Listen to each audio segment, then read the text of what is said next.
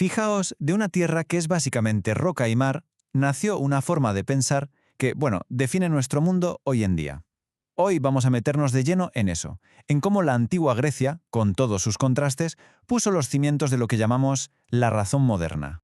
Y claro, la pregunta que nos hacemos, la que va a guiar todo esto es, a ver, ¿cómo es posible que un paisaje así, tan escarpado, tan roto, pudiera dar a luz nada menos que al mundo moderno? Pues bien, la respuesta, o al menos el principio de ella, empieza justo aquí, en Atenas, un auténtico faro de ideas del que, bueno, todavía hoy nos llega su luz. Venga, vamos a sumergirnos en su historia.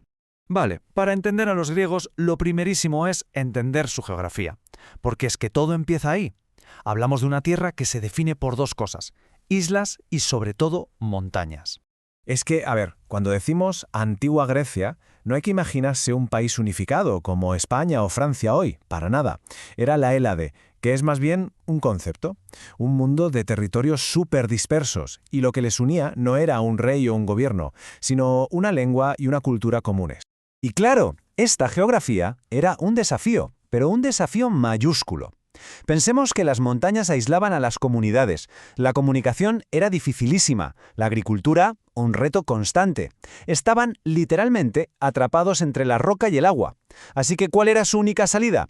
Su única vía de escape y de conexión, el mar. No había otra. Y la solución que encontraron para este problemón geográfico es, sencillamente, una de las ideas más potentes de la historia: la polis. ¿Que estamos aislados? Pues perfecto. Creamos ciudades-estado independientes, cada una con sus propias leyes, su propio gobierno, su propio ejército. El mundo griego, en esencia, se convirtió en un archipiélago de pequeñas naciones. Y claro, de entre todas estas polis hubo dos que brillaron, o chocaron, según se mire, por encima de todas las demás.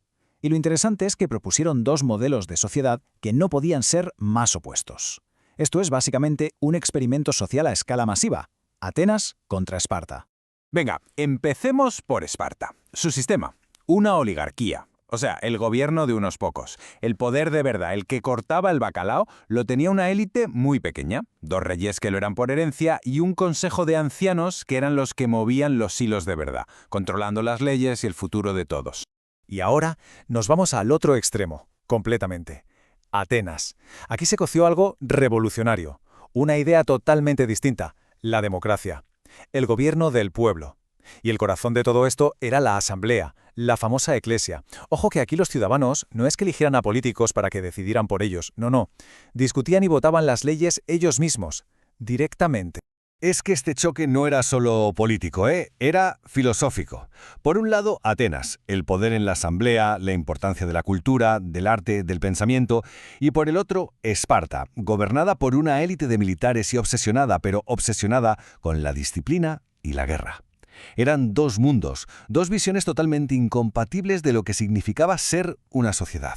Y donde mejor se ve esta diferencia abismal es en cómo educaban a los niños. En Atenas, ¿qué querían? Ciudadanos cultos, gente que supiera hablar, debatir. ¿En Esparta? En Esparta forjaban guerreros, desde los 7 años.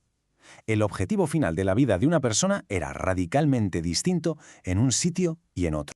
Pero, a ver, un momento, cuidado. Es fundamental entender que esta democracia ateniense no era para todo el mundo, ni de lejos. Estaba a años luz de lo que entendemos hoy por democracia. Las mujeres, los extranjeros que vivían allí y una población de esclavos enorme, todos ellos estaban completamente fuera de la vida política. El pueblo que tenía el poder era en realidad una minoría muy privilegiada, solo los ciudadanos varones.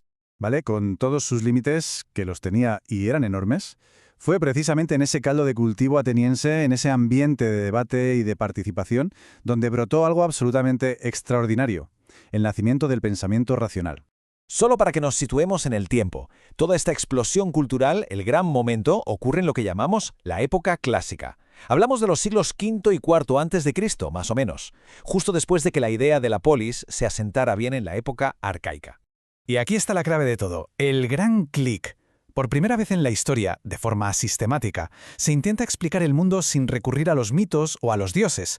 La nueva herramienta es la razón, la observación.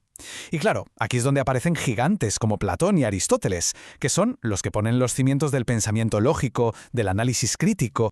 Este cambio de chip provocó, bueno, una auténtica explosión de conocimiento. De repente todo avanzaba a una velocidad increíble. La filosofía, las mates con Pitágoras, la física con Arquímedes, la medicina con Hipócrates, incluso el teatro, que nace como una forma de explorar qué significa ser humano. Es que las bases de casi todo lo que estudiamos hoy, de la ciencia al arte, se pusieron en ese momento. Y lo bueno es que esta evolución de la mente se puede ver, literalmente. La podemos ver tallada en la piedra. Fijaos en la escultura de la época arcaica. Las figuras son tiesas, ¿verdad? Muy rígidas, esquemáticas, tienen una belleza muy formal, sí, pero les falta vida, les falta movimiento. Ahora saltamos a la época clásica. Y el cambio es brutal. De repente las figuras cobran vida. Los artistas buscan la belleza ideal, el equilibrio perfecto, la proporción exacta. Es el nacimiento de un naturalismo que por primera vez de verdad celebra el cuerpo humano. Y el viaje termina, o más bien culmina, en la época helenística. Aquí el arte da un paso más allá. Ya no le basta con la belleza ideal. Ahora lo que quiere es expresar movimiento, drama, sentimientos a flor de piel. Es, literalmente, emoción pura convertida en mármol. Todo este recorrido que nos ha llevado de la geografía a la política y de ahí al arte, nos deja en un punto bastante claro, ¿no? Nos obliga a entender por qué la antigua Grecia, aunque hayan pasado siglos y siglos, sigue siendo tan absolutamente fundamental en nuestro mundo. Y si hubiera que elegir un solo símbolo de todo ese legado, tendría que ser el Partenón. Es que es perfecto. No es solo un edificio increíblemente bonito. Su armonía, sus proporciones, son la materialización de todas esas ideas. La razón, la belleza, la democracia que vimos nacer en Atenas. Y es que los ecos de Grecia están por todas partes hoy. Pensemos en nuestro concepto de democracia, en las bases de la ciencia y la filosofía, en el estilo de muchísimos edificios importantes, en el teatro, hasta en los Juegos Olímpicos. Su legado no es algo lejano, es que forma parte de nuestro día a día. Pero quizá lo más importante de todo, la idea final, es esta. Los griegos no nos dejaron un libro de respuestas. Nos dejaron algo mucho, mucho más valioso. Las herramientas para hacer preguntas. Para cuestionarlo todo. Y claro, la pregunta que queda flotando en el aire es, ¿de verdad las seguimos usando?